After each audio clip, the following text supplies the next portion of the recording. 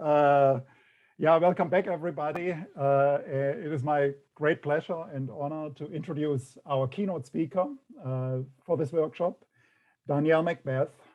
Danielle is the T. Vista Brown Professor at Haverford College and Professor and Chair of the Philosophy Department there. Danielle did a PhD in philosophy at the University of Pittsburgh in 1988, working under the supervision of John Haugeland. And prior to that, she earned a Bachelor of Science in Biochemistry at the University of Alberta and a BA in Philosophy and Religious Study at McGill. Danielle has so far published over 50 articles and book chapters, focusing mainly on the philosophy of language, mainly pragmatist and neo-pragmatist approaches, on reasoning and rationality, and on the history of philosophy of mathematics and logic. She has also published 2 books, one on Frege's logic with Harvard in 2005, and in 2014 with Oxford University Press, Realizing Reason, a narrative of truth and knowledge. And in this later massive 500-page work, she offers a detailed narrative of the development of reason and rationality in the West towards greater power and clarity, focusing on mathematical reasoning and mathematical practices in the ancient world, in the 17th and 18th century Europe, following Descartes, and then Frege and following. So given these focuses, Danielle's focuses on these issues in the history of mathematics, philosophy of mathematics, logic, reason, I'm all the more grateful that she accepted our invitation to be our keynote speaker in a conference on ethics, Wilfrid Sellars ethics. So her keynote address is entitled Morality, Tribalism, and Value. Please join me in welcoming Danielle Macbeth. Thank you, Ronald, and thank you for the invitation. This is, as Ronald said, I do not, this is not an area that I work in, but I am very pleased to be here and to be sort of a first foray for me into practical philosophy, and that it's Sellars, I think, is special too. So in the closing chapter of Science and Metaphysics, Sellars takes up what he describes in the preface of that work as the keystone of the argument of the Locke lectures from which the book is derived. The topic is the objectivity and intersubjectivity of ethical judgments, and as is true of the lectures overall, Sellars here finds many of his most fundamental insights and motivations already in Kant. He follows Kant first in distinguishing between, on the one hand, wants, desires, and feelings, and on the other, what one ought to want, the moral ought, and also in correlating that distinction with the dichotomy of causes and reasons, the realm of nature and the realm of freedom. With Kant, Sellars furthermore finds an analog of objective truth as what any rational being ought to believe, in the idea of objective goodness as what any rational being ought to will. But whereas Kant thinks that the only good is a good will, the will to act for the sake of the moral law, Sellars sees the need for something less formal, more substantive. According to Sellars, what is a good reason for action is a particular sort of we intention, namely that it shall sub we be the case that our welfare is maximized. As will become evident, I cannot see how Sellars' account in avoiding formalism avoids a deeply problematic form of tribalism. What I aim for here then is a sketch, emphasis on sketch, of an alternative, still Sellarsian conception of what practical philosophy might be. Sellars aims, I quote, to explore the fundamental principles of a metaphysics of practice, with particular reference to the values in terms of which we lead not just one compartment of our lives, but our lives sans phrase.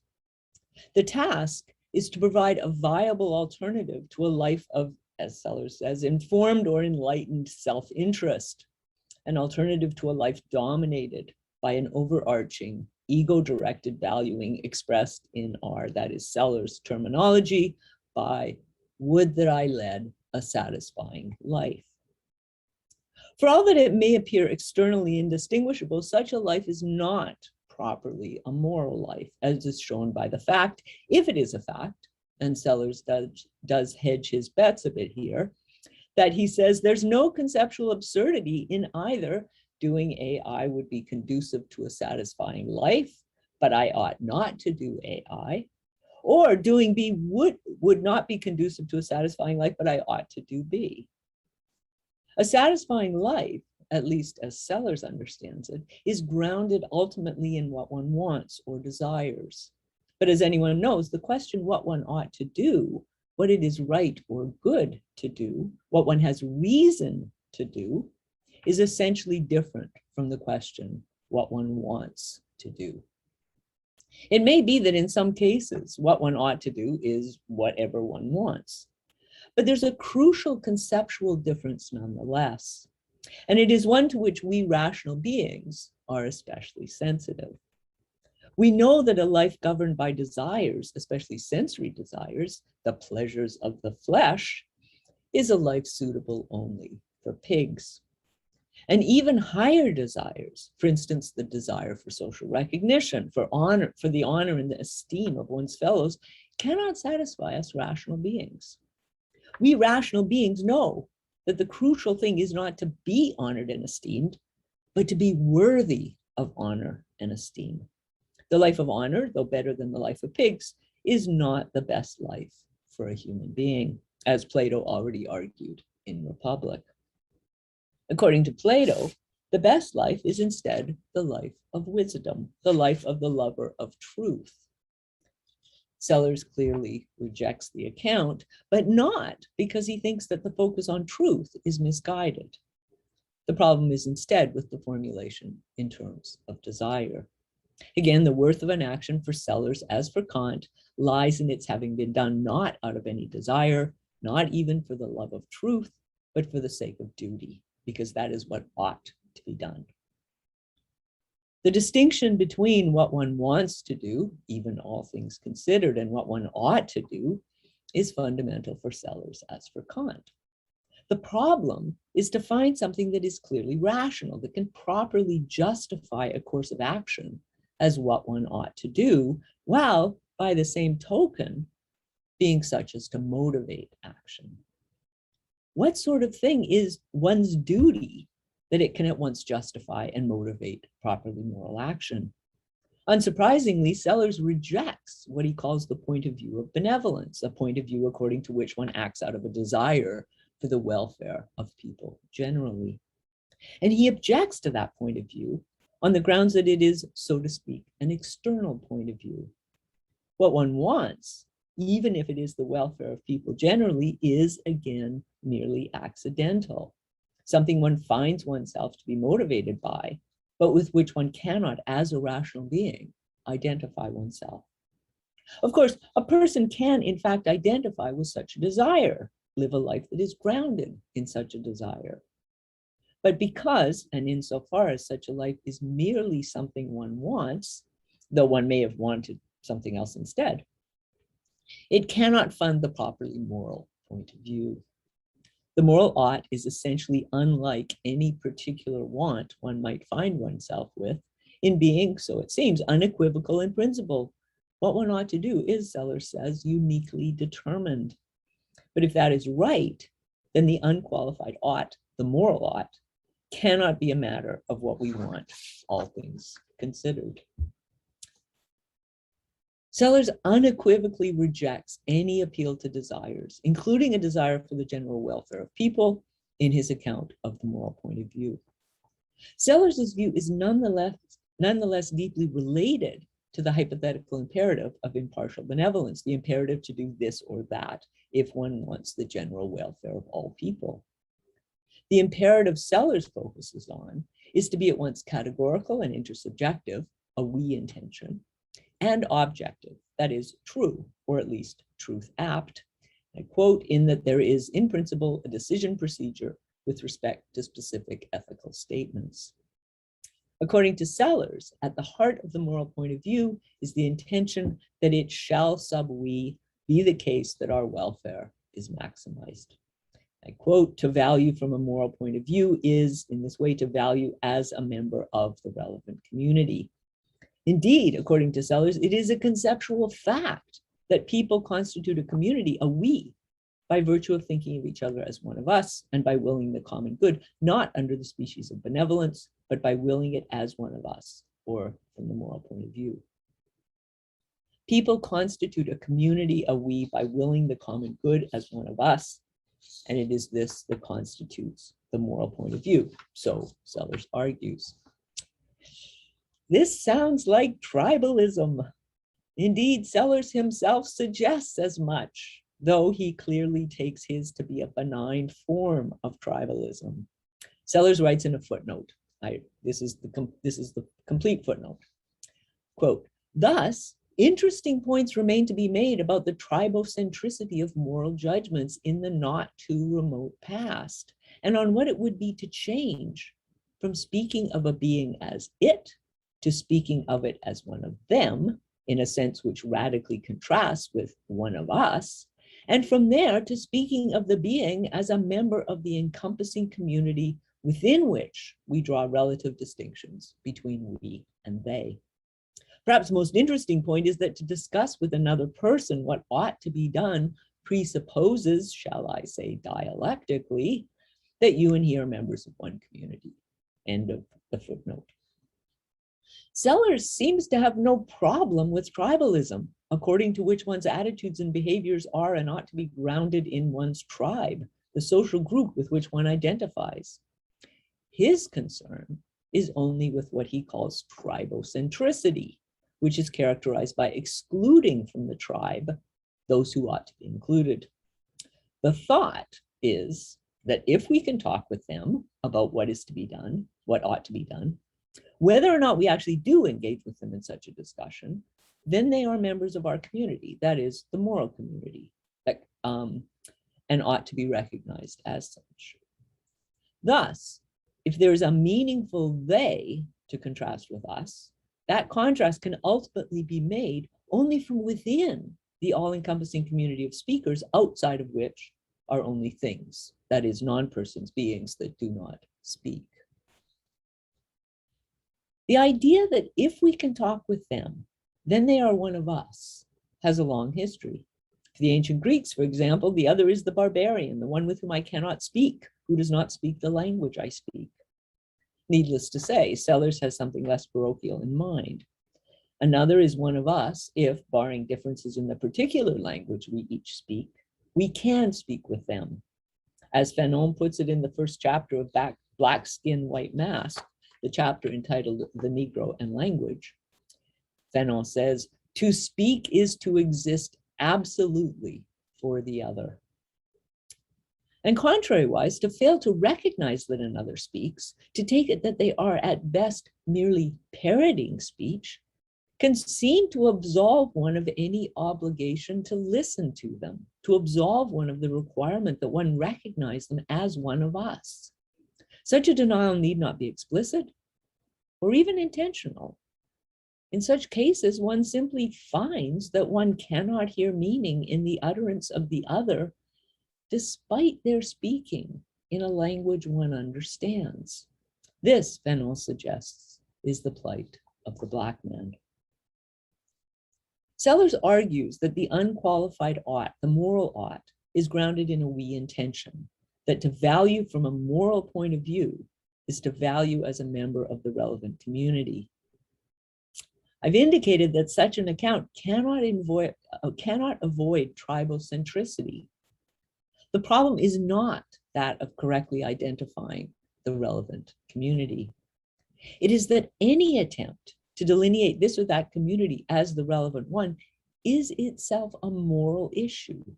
Insofar as it is, Sellars' account, in being tribal, is viciously circular. Sellars' conception of the moral point of view requires knowing already who ought to count as one of us a member of the relevant community, where this must be seen as a moral issue, indeed, as a moral issue of the first order. The problem is structural.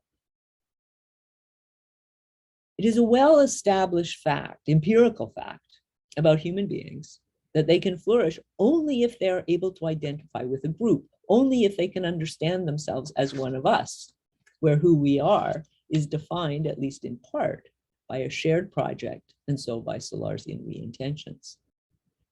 It is, I've suggested, nonetheless a mistake to try to understand the moral point of view in such terms. But if so, what, if anything, remains to be said about, quoting Sellars, the values in terms of which we lead our lives, sans phrase? Is there still a meaningful question here? If there is, it can only be understood as a question for each of us individually. What are the values in terms of which I should lead my life? But what sort of question is this? In particular, is it a moral question? I think that it is.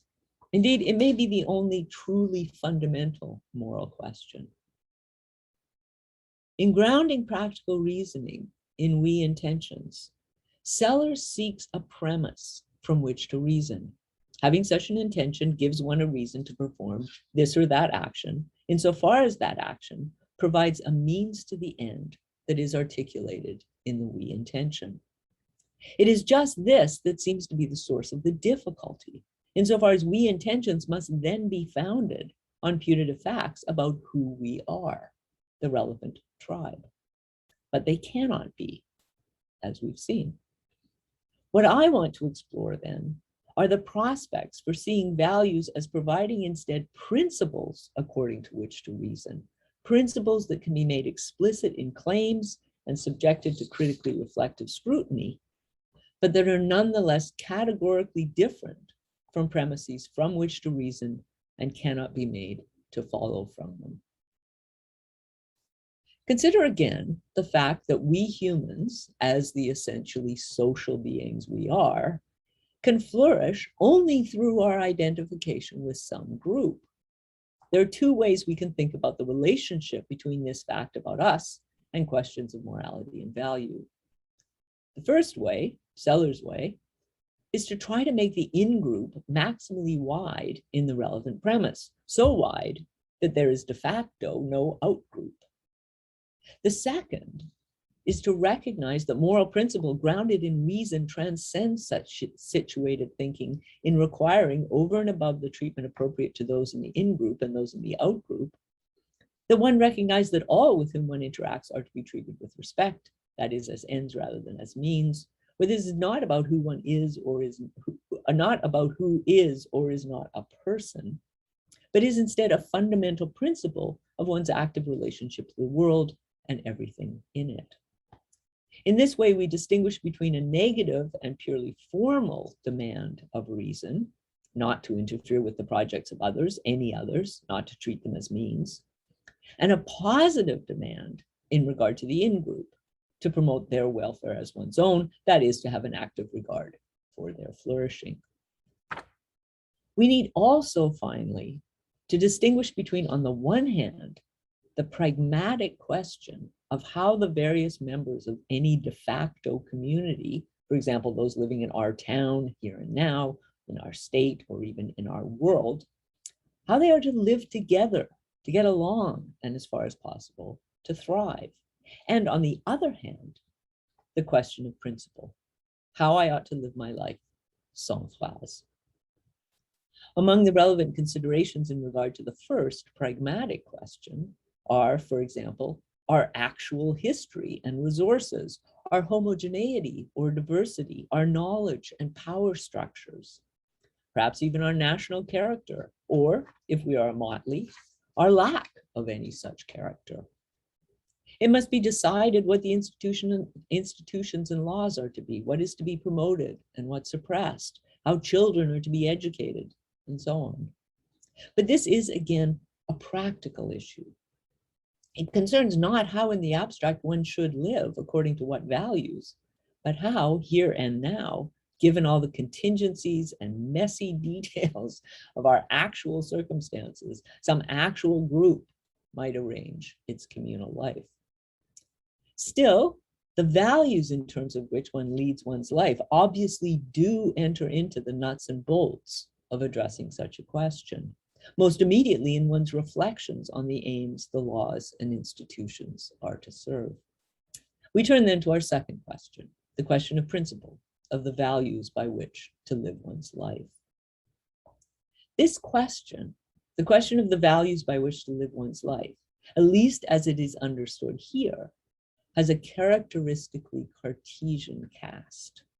Having reached a sufficiently mature age, I sit alone in my study, wondering what I ought to value above all else, how I ought to live my life.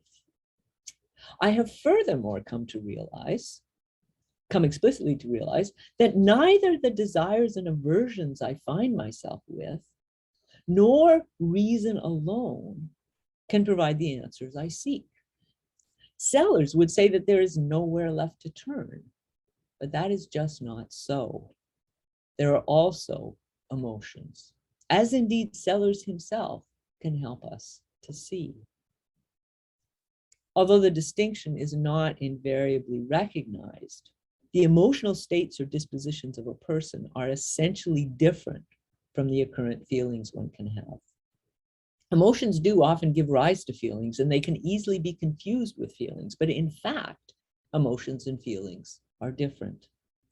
We, of course, often do find ourselves with feelings, paradigmatically, of desire and aversion, and insofar as we have such feelings, we are motivated to act. To desire something just is to pursue it, other things being equal. And to be averse to something is to shun it, again, other things being equal. And some animals have only feelings. Feelings are enough to guide them through a complex world of things that can benefit them biologically and things that can harm them biologically.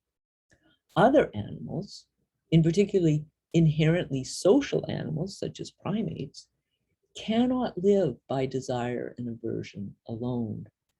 Social animals need also to have emotions, abiding though changeable dispositional states of the animal that can give rise to feelings, occurrent events of which the animal is in some sense conscious, but are not themselves feelings.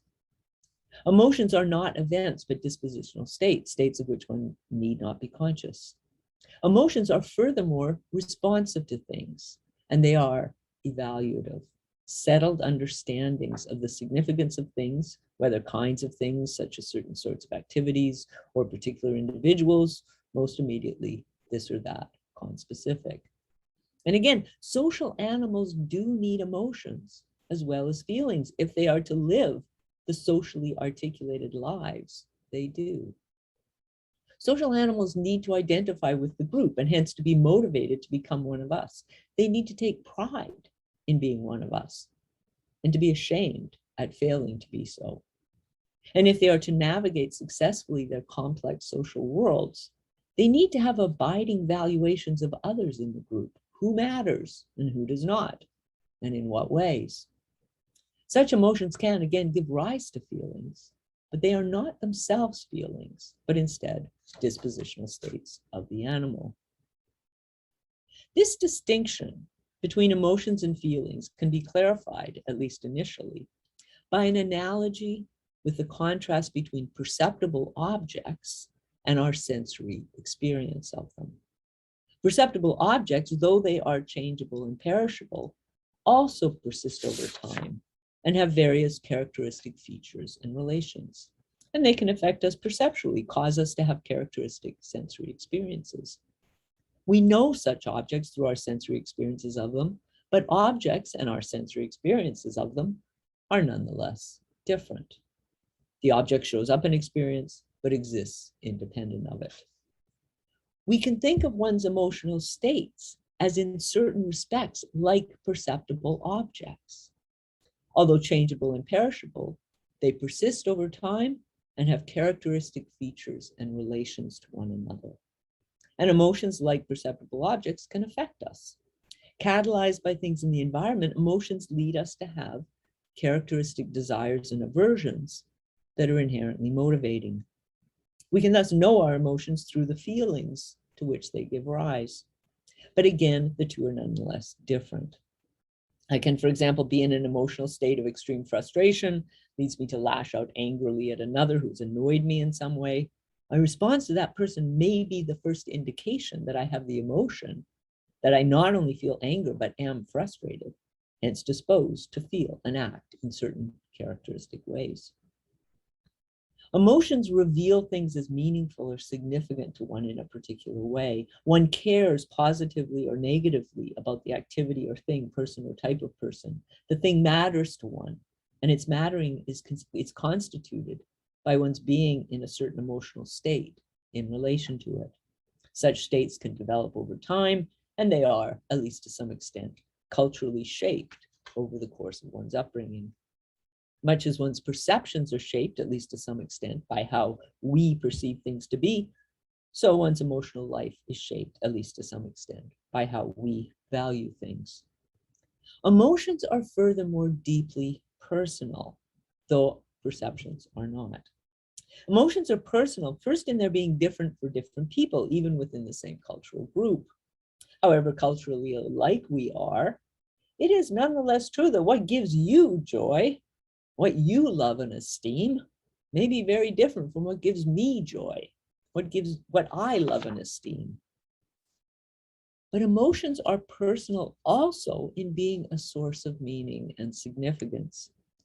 We identify with our emotions in a way we cannot identify with our feelings, our desires and aversions. And we do so because emotions are constitutively sources of meaning and significance for us. Emotions constitute what a person, as that particular person, cares about, what in the world is of value to them. Emotions are in this way fundamental to who we are, not only as essentially social animals, but as persons, that is, as rational social animals. Emotions connect us, whether positively or negatively, to the things we encounter in our lives. And they do so not in the fleeting and motivating way of desire and aversion, but abidingly and fundamentally and personally.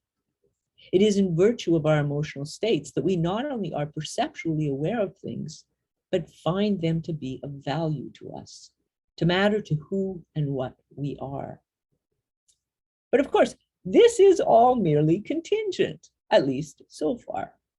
Emotions reveal to one what is for one, as it happens, significant. What we need now to ask is what one ought to find significant, what is truly significant, what the moral point of view reveals to be of actual value. As Sellars, more than anyone else, has helped us to realize, there is no absolute beginning or foundation for knowledge, but only the ongoing work of correcting mistakes and misconceptions. Being rational is not a matter of having some absolute foundation for knowledge, but instead a matter of reasoning in a certain way, a matter more specifically of being constitutively a critically reflective thinker, able and willing to call anything into question as reason sees fit, though not, of course, all at once. This capacity for critical reflection was furthermore radically transformed with the advent of modernity, with the realization dramatically enacted in Descartes' Meditations, that it is possible to withdraw the mind from the senses, as Descartes puts it, to reconceive one's perceptual experience, not this or that perceptual experience, but perceptual experience as such, as mere experience. Perceptual experience so reconceived is not revelatory of how things are or mistakenly seem to be, but is to be understood simply as experience, as how things show up for one, however they in fact are.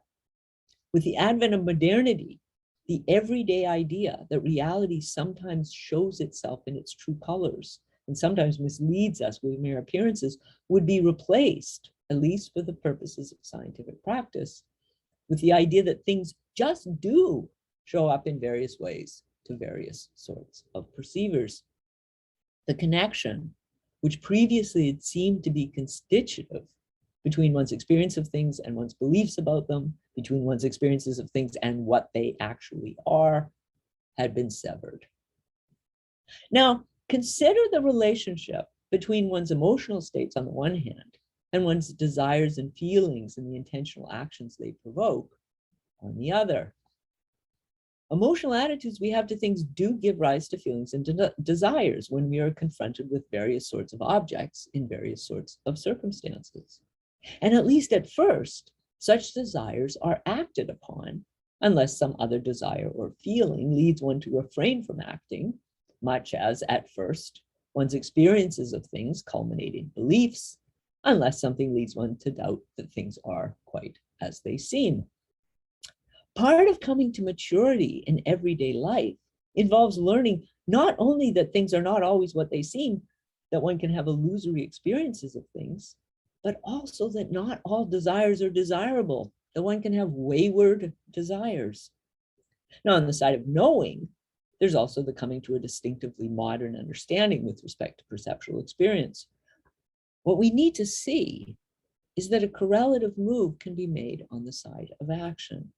Although in the course of one's upbringing, one comes to find oneself with an array of values, that is, reasons for acting in various ways in various circumstances, in ways that are, for instance, benevolent, courageous, temperate, one still at some point must explicitly and self-consciously examine those inherited values, assess them for their genuine validity.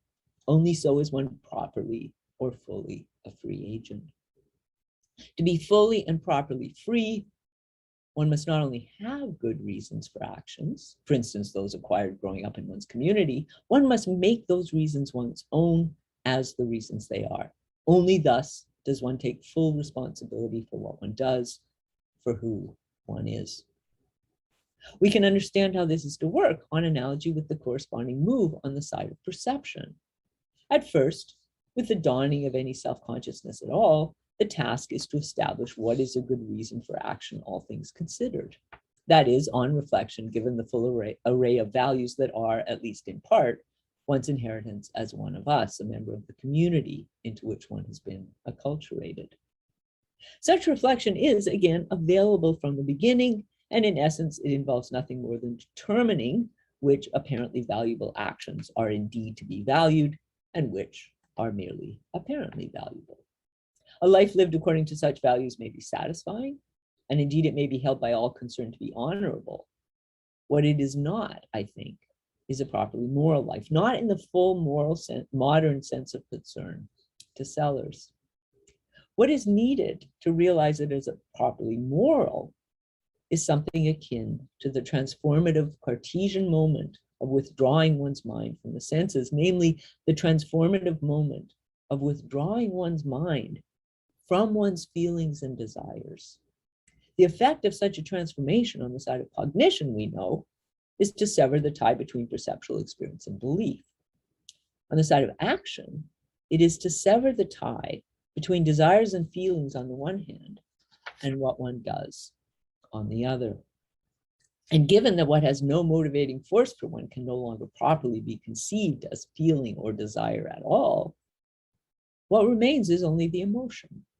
To withdraw the mind from one's desires as one withdraws the mind from the senses, on Descartes' account, leaves one with mental states of valuation of things mattering to one, but in something like the disinterested way beautiful things matter to one in aesthetic experience as Kant understands it. And this, I submit, is true freedom, or at least the ground of true freedom, precisely because, and insofar as one identifies with one's emotional states, recognizes them as constitutive of who in particular one is. Whereas desires and feelings are brute forces that act willy-nilly on one's will, causing one to do whether one would or not. Emotions are constitutive of one's very being, one's sense of who and what one is, of what matters and why it matters. 10 minutes, Danielle. Okay. Whereas feelings move one to act directly, to act because one wants this or that. Emotions move one to act only indirectly by providing principles according to which to reason. It is because of this or that is a value that one is moved to act. Obviously, much more might be said about just what such a transformative moment amounts to, and I think a lot more needs to be said. But I want to focus on what can be said in favor of the rationality of this or that emotional state, since we need to distinguish in principle between what one values and what ought to be valued. And here I want to suggest Kant can guide us. Consider first what Kant describes as the common human understanding, that is merely healthy, not yet cultivated understanding, which Kant thinks is the least that can be expected from anyone who lays claim to the name of a human being. Kant identifies three maxims of such understanding that in the anthropology he suggests can be made unalterable commands for the class of thinkers. That is, as I understand it, the class of especially reflective human beings, those who go in for the sort of thing that philosophers typically do. The capacity for rationally reflective criticism is a capacity we have insofar as we are human. It is because we are not merely animals, in particular social animals, but rational social animals, that we ask whether what we find ourselves believing is really true, whether what we find ourselves valuing is really worth valuing, really good. We are the animals that are responsive to reasons as reasons, and Kant's three maxims unpack what is involved in the rational activity of such animals. What is involved in particular, I want to suggest, in the moral reasoning of such animals. The first maxim is to think for oneself, to make up one's own mind rather than to have it made up for one by something or someone else. And in the case of moral thinking in particular, Kant's first maxim of common human understanding would seem to enjoin that one recognize for oneself the value in something. One cannot take it on testimony, either that of another or that of one's own desires, that the thing is indeed valuable. Kant's second maxim is to think from the standpoint of everyone else. What does that mean, to think from the standpoint of everyone else? In particular, how is this different from thinking as one of us, which I've already rejected as unavoidably and objectionably tribal-centric? The clue lies in Kant's Enlightenment essay, in what Kant describes as the public use of reason, the use which someone makes of reason as a scholar, but before the entire public of the world of readers. Interestingly, Kant's point here is not that we need to agree with others. It's rather that we need to attend to the reasons people give for and against their differing views. What is distinctive of thinkers on this view is that they do not merely have reasons for their judgments, nor even that they worry, as one might, about what are the reasons for their reasons. What is distinctive of thinkers, and I've suggested it's distinctive of thinking from a properly moral point of view in particular, is that they are critically reflective of the rational linkages between reasons on the one hand and what they are putative reasons for on the other. They are critically reflective not only of their reasons, but of the principles according to which they reason. So the problem is not to know what is the reason in this or that case, but what sort of thing ought to count as a reason at all. That is, in accordance with what principle one takes something to be a reason for something. The morally serious person needs explicitly and self-consciously to consider other points of view, other perspectives relative to which one's own principles of reasoning may be revealed to be merely parochial or question begging. If I'm right, Sellars have, as if I'm right, Sellars have been revealed to be insofar as they uncritically acquiesce to the authority of a particular conception of reason, one associated first and foremost with the practice of the exact sciences. The third maxim, to think consistently, is, Kant tells us in the Critique of Judgment, the most difficult to achieve, and something that can only be achieved through the combination of the first two, and after frequent observance of them has made them automatic. Of course, in the ordinary case, thinking consistently is not very difficult. One has contradictory beliefs, perhaps an inconsistent triad of beliefs, and so must reject one or other. But sometimes it is not that simple, even in the 5 minutes. Even in the case of beliefs. And perhaps it is never simple in the case of one's values. It is not simple in the case of belief when it is a principle rather than merely a belief that is in question. And if the line we've been pursuing here is correct, it's not simple in the case of values precisely because and insofar as to embrace a value just is to embrace a principle of reasoning. If I value, say, the well-being of members of my family, that does not give me a reason to act, not directly. Instead, it confers value on courses of action according to whether or not they do promote the value, the well-being of those I care about. It provides me not with a premise from which to reason, but instead a principle according to which to reason.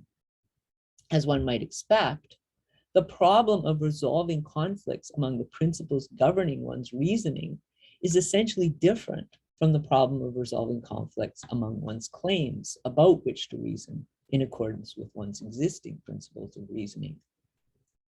Thinking from the standpoint of everyone else in a way that is equally a matter of thinking for oneself can require a substantive discovery, a realization that fundamentally transforms the space of possibilities within which one's thought moves by articulating new principles with which to reason. Principles that at once reveal the one-sidedness of one's original principles and show how they could be reconciled. Moral thinking that starts from substantive valuations is, I suggest, such a course of critically reflective reasoning, one that does not merely overcome opposition and difference, but at the same time incorporates the insights that were harbored in that opposition and difference. To think consistently, at once for oneself and from the standpoint of everyone else, is to think dialectically. But who is everyone else? More pointedly, how does this conception of thinking from a moral point of view avoid tribalism? Here, what is crucial is that the relevant others are not those with whom one identifies, one's in-group, but instead those who are exemplary for one, those who one respects as persons, which can, again, be quite idiosyncratic and personal. At first, everyone else, relevant others, will be, for instance, members of one's own family, one's closest friends, and if one is lucky, at least some of one's teachers. The people one respects, those one looks up to and takes to be exemplary for one's own behavior and values, will be, at first, people in one's community. But as one learns to read and comes to extend one's reading beyond what we read within the community, one can discover new exemplars, new voices that seem to one to matter, and with them, new ways of thinking about what matters at all. Over time, new writers enter one's circle, and old ones fall away. One's values change, and one begins to achieve a settled understanding of who one is and what one values, where this involves, in turn, the sort of dialectical development already outlined. Clearly, there is nothing here to suggest any sort of consensus or universality to the values one comes on reflection to endorse.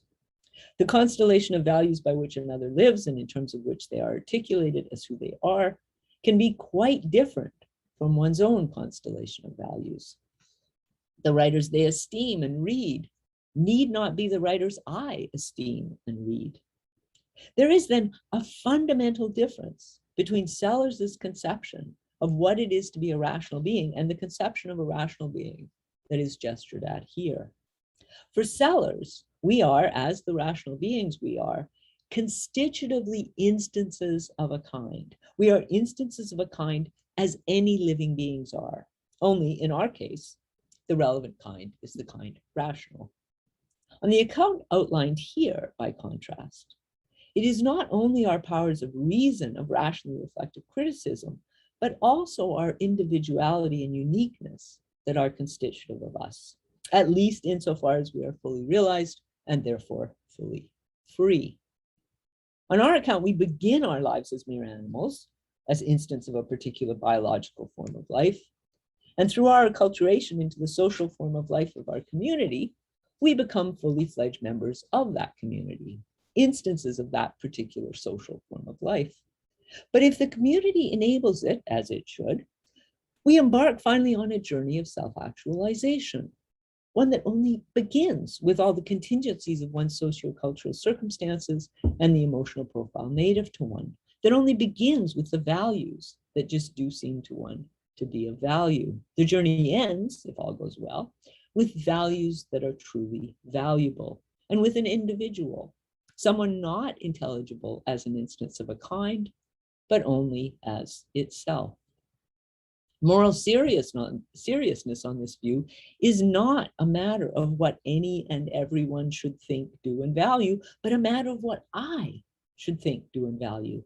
And in this, I have only my own lights to go on, my own understanding of what is valuable, what matters, but also of who is valuable to me as a reader and thinker, aiming to discover what of all that I value really is valuable, at least to me. I began with Sellars' idea that we need an alternative to a life of informed or enlightened self-interest, an alternative to the ego-directed value Sellars thinks of as a life that is merely satisfying. And an alternative is needed, Sellars thinks, because living a satisfying life is neither necessary nor sufficient for living a worthwhile life, the life one ought to live. But a worthwhile life is nonetheless a life that one ought, as a rationally reflective person, to find satisfying, indeed, maximally satisfying. A worthwhile life is a life one ought to want to live. And because of, as I had suggested, Sellars' own alternative to ego-directed valuing, his idea of re-intentions, is not merely tribal, but perniciously tribal-centric, we were led again to ego-directed valuing, but with a difference. Whereas Sellars seems to assume that satisfaction is invariably a matter of feeling satisfied, which he rightly holds has no intrinsic value, we've here considered satisfaction in relation to emotions, which we saw are intrinsically evaluative. Because emotions, including that of satisfaction, are dispositional states of a person that are, as beliefs are, subject to rationally reflective criticism and correction, and can be so subject independent of how in particular one feels, emotions are not merely self-interested. They can be, and in successful cases are, valuings of what is truly valuable. One can educate one's emotions, and as a rationally reflective person, one has a responsibility so to educate them. To be successful in this just is, as far as I can see, to live a life that is at once satisfying to one and a life one ought to live. Thank you.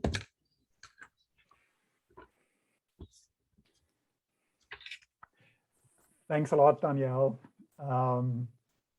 for your paper. And I see already some hands here. Oh, please go ahead. Thank you very much. Thank you very much, Danielle, for the talk. My question is, to what extent, based on your account of the Sellarsian ethics, and especially the emphasis you just put in the conclusion on the issue of the emotional education, to what extent would you ascribe a kind of virtue ethics to Sellars? And then if you do, how would that be compatible with the kind of deontologism that he seems to endorse as well? So where is Sellars between somehow Aristotle and Kant, according to you? Yeah, this seems to be exactly the case where, because I don't work in this area. Me neither.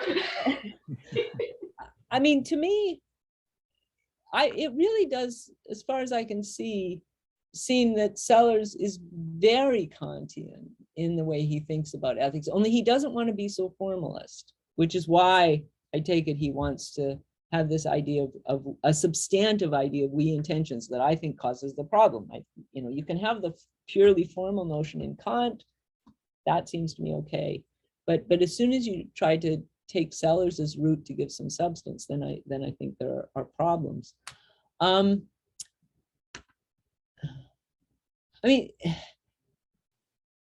if I was to look for a more virtue ethics strand in Sellars, I would go with the difference between ought to be's and ought to do's. And that's so fundamental that I think probably one could make a lot of that. So it is so crucial the way one lives these values for Sellars. So I think that would be a strand of a more Aristotelian virtue ethics, just because of the way the social has a role in Sellars.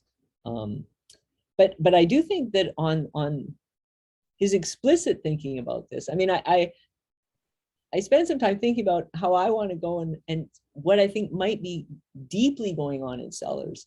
And it's a very interesting question in the way that he wants to, be Kantian, but bring in the social. So I mean, I think that's a really interesting and important question. But yeah, that's sort of where I would go if I was thinking about that issue. All right, I think Kirill, your hand was up next, and then Zach, Nick, and then Preston. Go ahead. Thanks. Yeah. So yeah, it was really interesting that you brought up Fanon, but Fanon's own strategy is also sort of another option. You listed some options and then said we've run out of options, but I think Fanon goes a route which is not Cartesian or Kantian, but is in the Hegelian kind of Hegelian Marxist direction, and in ways which are interestingly similar to Brandam's new book as well. So in Fanon, there is this interesting concept of lived experience, and there is a dialectic within lived experience, but part of what Fanon's talking about doing is this sort of hermeneutic or genealogical exercise. So one way in which you kind of avoid tribalism is to make yourself aware of it. So in a way, you are tutoring your lived experience. So you have a position, you have a lived experience. So I was rather than trying to kind of rehash that, I was kind of, I know you used the words dialectic. I guess I wanted to know what specifically you held in mind there, and what you thought about the kind of reconstructive account, which is in Fanon, and in that part of Hegel, I think has interestingly now been brought out in the new Brandam as a way to avoid some of the tribalism you're talking about, or as a method for, in Fanon's case, self-appropriation and empowerment. Okay, good, thank you. The tribalism problem comes up when one tries to understand the moral point of view in terms of we intentions, where it already has to be settled who we are. It seems to me it's just question begging if there's a moral issue of who you recognize. I have no problem with any of this, and I mean I think Hegel is really interesting in this context. But the issue was really who am I speaking for here, and how am I understanding the moral point of view? Is the moral point of view an issue for me in how I live my life, or does it have to be understood first through an understanding of who we are? And that's really what I'm seeing as problematic. And that is, I mean, in Hegel, as I understand it, ethical life is in terms of the community. And there I want to distinguish between the actual community and the sort of Sellarsian Kantian idea of the rational, the community of all rational beings. So I don't know enough about the details of Fanon, but I have, avoiding tribalism, as it were, in one's own thinking through a dialectical reconstructive examination seems to me absolutely fine. It's the structural problem that I see, particularly in Sellars' way of thinking about we intentions as the ground of a moral point of view. Does that make sense? Thanks. Yeah. Zach. All right, thanks a lot, Danielle. Fascinating as always. So I wanted to ask something about just this contrast between the sort of collective and sort of individualistic understanding of what morality is all about that you were just sort of highlighting. So I understand it that your critique of the Sellarsian conception of the moral point of view is that we're not sort of from the on the Sellarsian account, we're not really capable of reasoning our way into the moral point of view. We don't have responsibility or control over the extent to which who we recognize as we fully lines up with who we ought to recognize as we were in part at, at the mercy of the kinds of abilities to reason and conception of reason into which we're acculturated. I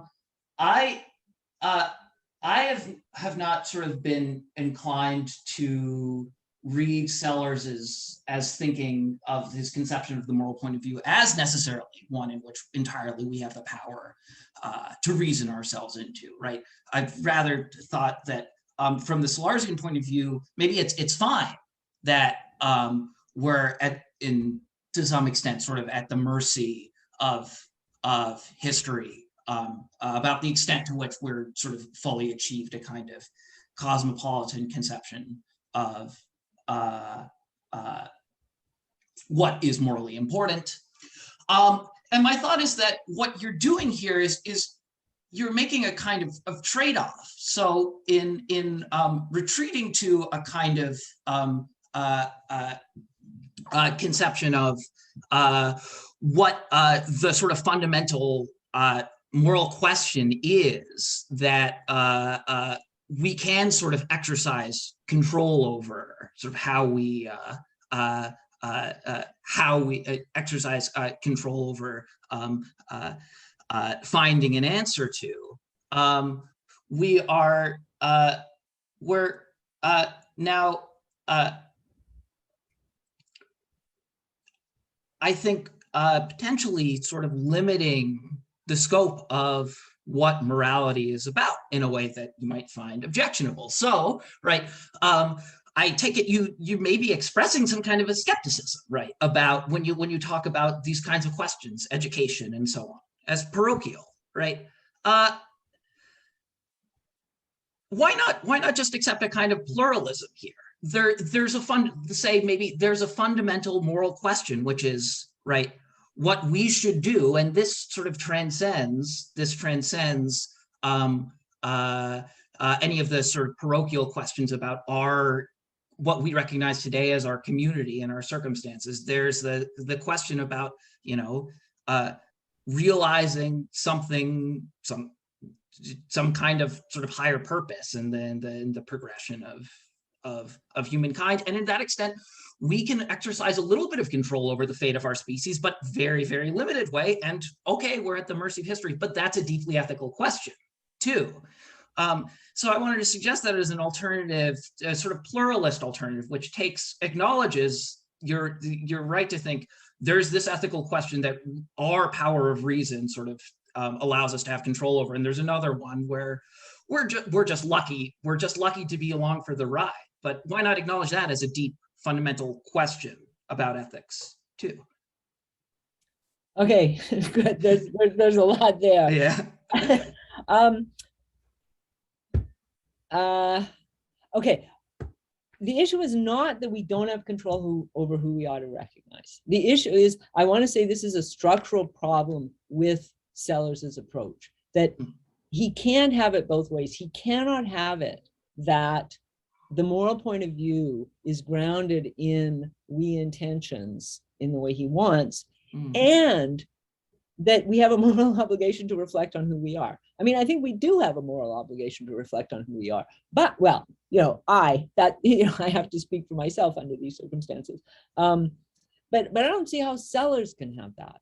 So this is a theoretical problem. So, and I mean, this whole discussion is at a very high level of theory. I wanted to separate out practical questions, but I think Sellars has there's a structural problem. If you accept, I mean, reason is for sure a critically reflective capacity.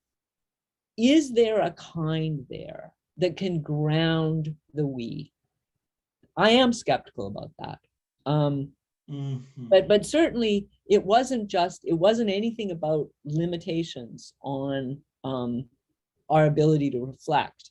It was a structural problem with the very idea of we intentions as Sellars understands them. So that's the first thing that I think is really important. The retreat, I am worried that the way we tend to think about ethics and morality in this universalizing way that really seems to require that we have this substantive notion of reason that can give us foundations is not only sort of deeply non-Sellarsian in some sense, but really problematic. That I want to see, I want to suggest this is a way of going beyond sort of ways we've been thinking about morality that are way too caught up in the project of science and models of truth that make sense in certain contexts. So I mean, it may sound skeptical, but it is skeptical of one kind of project. I think that's right. It does limit the scope of what morality is. We have practical issues. What should we do? Yeah, we have big practical problems about what we should do. I'm not sure philosophers theorizing about some grand we is actually very helpful there. So in that sense, it is limiting the scope. It is quite radical. If you're going to get me to do practical philosophy, so I think there's the thought is these are deeply important questions, but they're questions people should be asking for themselves, that they should not be trying to answer for everybody, which I take it is part of that. It only is valid if it's universal, and I want to suggest, well, maybe that's not true. Maybe we should think about this differently. Whereas I think the Kantian Sellarsian, it's so closely allied with truth that it can't have any validity if it isn't universalized. So you end up with desires over here, the moral lot over here, and there's simply nothing else. And I'm trying to get beyond that. Nick? Thanks. I think I still don't understand the charge that Sellars is objectionably parochial. His we includes everybody. There's nobody who's not included. Now, you suggested that maybe what's problematic about it is that you have to appeal to moral properties to figure out that everyone is included. But I don't know that that's true either.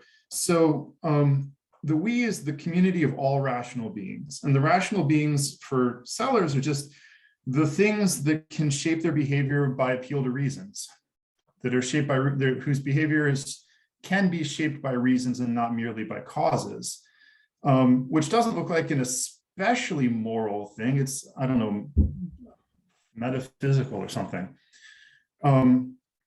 So yeah, I don't understand how he's parochial, or if he is, or sorry, how he's tribal, or if he is, why it's objectionable, given that there's no outgroup and the lines around and the basis for including everybody doesn't refer, as far as I can tell, to anything that's especially moral. Okay, fair enough. I don't think that's right. In fact, I mean, that's sort of a fundamental point here, that the idea that it includes everybody already involves a substantive notion of, for example, what counts as a reason. These ideas, I think, need to be contested.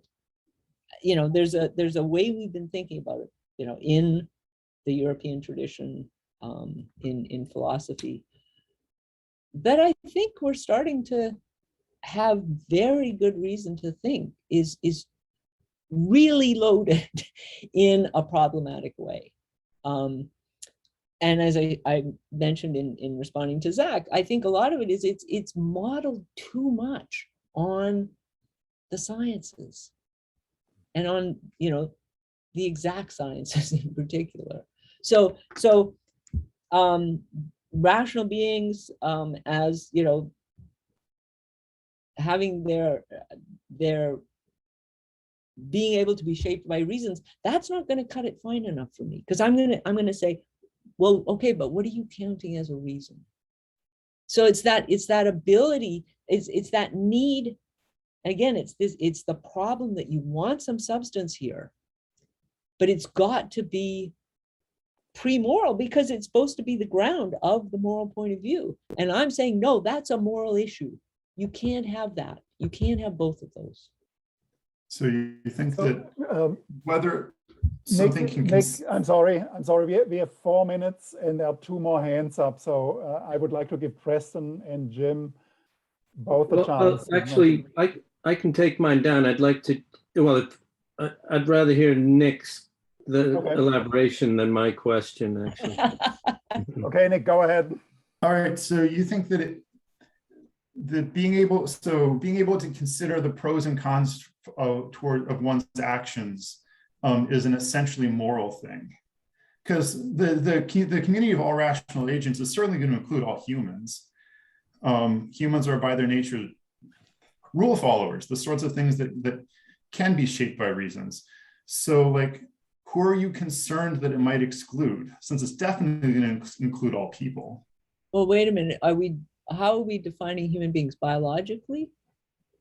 I mean, we're going to exclude children. We're going to exclude people with no, because children are the sorts of things that to say that you can shape your behavior by appeal to reasons isn't to say that you can do it right now immediately. It's to say that you are the sort of thing whose essence is to be reason directed.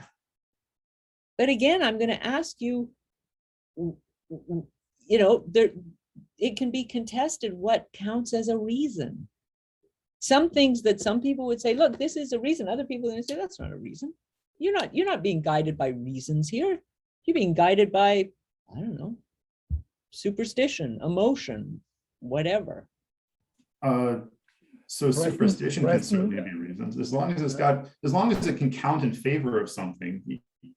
It's going to be a reason. Yeah, this goes back to your talk, because when you were talking about the 2 groups and they both, you know, that not such an increase in taxes and not such a long monorail or whatever it was,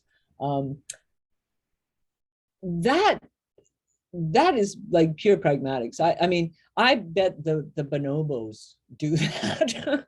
That's not rational necessarily. That's just dealing with other social beings. I'm actually quite serious about the bonobos. I don't know, but bonobos, but that you negotiate with conspecifics in ways that allow both of you to save face and carry on. That seems to me that there's no reason to think that has much to do with being rational. That's just being smart in the way that animals are smart. Preston, we have 1 minute. Yeah, I'll try to do this quick. At least what your question, please go ahead. I think it circles on the same issue, and Zachary and Nicholas's questions have sort of helped me. I think if I see what's going on here now, Danielle, it seems like you've got 2 criticisms of Sellars here. There's the one, the charge of parochialism, and that we intentions don't give us the right kind of universality. And then there's this criticism that, look, morality involves a whole bunch of stuff that just can't be characterized in terms of sharing intentions. A lot of it's individual. A lot of it turns on emotional relationships with people close to us. I'm that second criticism, it seems to me, I'm totally on board with that. Let me just try to say something in defense of Sellars by way of the parochial criticism, because it seems to me he addresses some of this. So this is at the end of section 13 of imperatives, intentions, and the logic of ought. So it's the closing paragraph of the penultimate section. It's particularly important to distinguish the loyalty to people generally the recognition of each man everywhere as one of us, from the impartial love of one's fellow men, which is itself a matter of principle. For if one confuses these two, one will suspect that to defend principles in terms of impartial love is to reason in a circle. The recognition of each man everywhere as one of us was the extension of tribal loyalty, which exploded it into something new. That sounds straight out of Monticello, by the way. It has a precarious toehold in the world, and we are usually a far smaller group. Kant's conception of each rational being everywhere as one of us is a still more breathtaking point of view, which may become a live option. So that would just be a way of trying to say, on the first criticism, Sellars maybe has something to say. I think you've still got a good bite on the second. Okay, let me just say something really quick about the first. I want to distinguish. I mean, I did claim that he had a parochial view of rationality, but the key problem is not it's any view of rationality is going to be problematic, because that itself on Sellars, on the kind of account that Sellars has, it requires a foundation in who it is that counts as a person. And I think it's going to be a moral issue for that view, but then you can't use it to ground what is the moral point of view. So leave aside, whether Sellars is parochial, and just go with that structural point that the way things are set up, who we are has to be a moral issue, and it can't be a moral issue. And that's the problem. Because it's supposed to ground morality. Okay. So we may continue this conversation, but officially I close the session, but we can all hang around here and continue talking. Yeah? But officially this is closed. So please, before we end, let's give another hand to Danielle for paper, please. Thank you, everyone. Great questions.